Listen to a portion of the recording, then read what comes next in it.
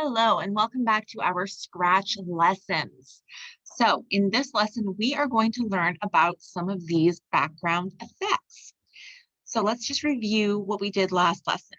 So, we set it up so that the bat moves from room 1 to bedroom 3.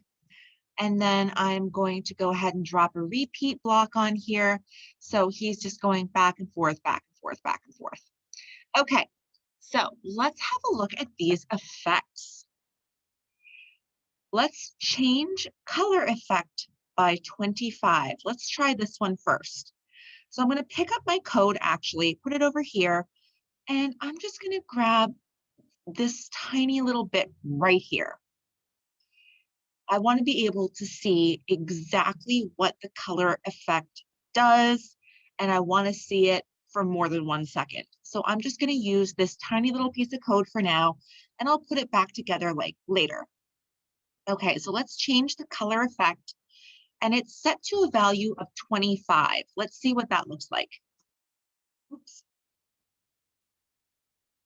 Okay, that's pretty cool. Let's see what it would look like at 50. Let's see what it would look like at 75. Ooh, I like that one.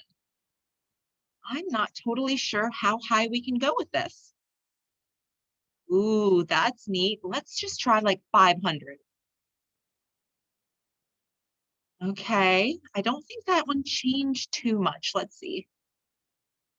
Ooh, that was an interesting change. So you can play with these all honestly all day and see what kind of color changes you can make.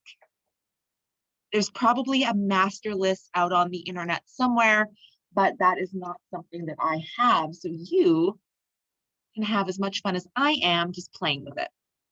All right, so let's try, instead of color, ooh, let's try a mosaic effect. Oops, I keep hitting the space bar. Okay, that's pretty cool. Let's try a fisheye effect. Neat. It kind of looks like you're looking out from a fishbowl. Let's try a whirl. I like that one. Let's increase the whirl and see what changes. That's pretty neat. All right, let's try pixelate. Okay, not a huge fan of that one, but I see how it could be useful. Let's try the brightness. Ooh, too bright. Let's lower that down. Okay, see how much brighter it got? Ooh, let's try ghost. Let's put on a ghost effect. All right, so it kind of makes it like a little bit lighter, a little bit softer. All right, so 100 is way too much for that one. Let's try 50. Okay, so as you can see, the values that we played within color are totally different when applied to some of these other filters. So if I put 100 in on ghost, it's basically going to totally go away. But if I change that to color, it's going to change to a different color. So you have to play with it and see what works for you. Start by picking your effect and then play with the value of the number here. So I like color. And then I'm going to throw in another weight, and I'm going to pick another one. I'm going to pick whirl, and I'm going to set it to 373. Let's see what happens. Cool. I love that. And now if I want to go back to the beginning after that and get rid of all the effects, I'm going to pick up this one that says clear graphics effects.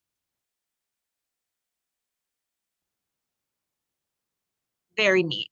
I love that. Now, let's just kind of put this to the side for a second. And let's play with this one. Set color effect 2. See the difference here? This is change by, this is set to. So let's see what this does.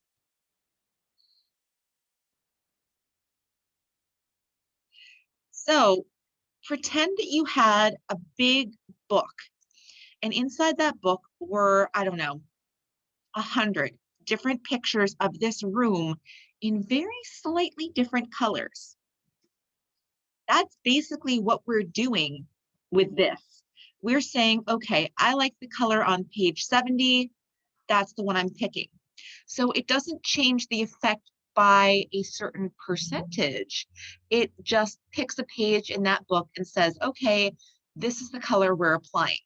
So it is a little bit different. Let's pick that brightness one again, and let's set our brightness effect to 20 and see what that looks like. 30, 40, cool. So when would you want to use this instead of by? When would you want to use to instead of by? Well, let's get a little bit more advanced. Let's say that I want to change my color effect by 25. So we know that that looks like this. If I decided after that that I wanted to change the brightness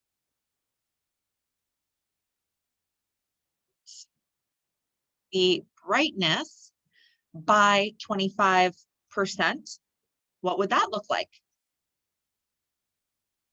Okay, now let's put this over here and change it to the 2.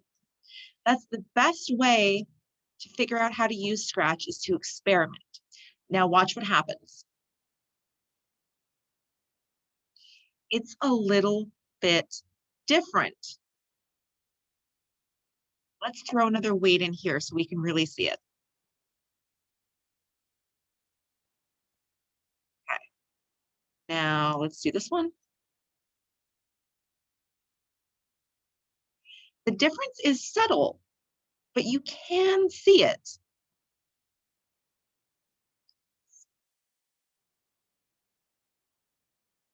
Let's try something else. Let's change it from brightness to color.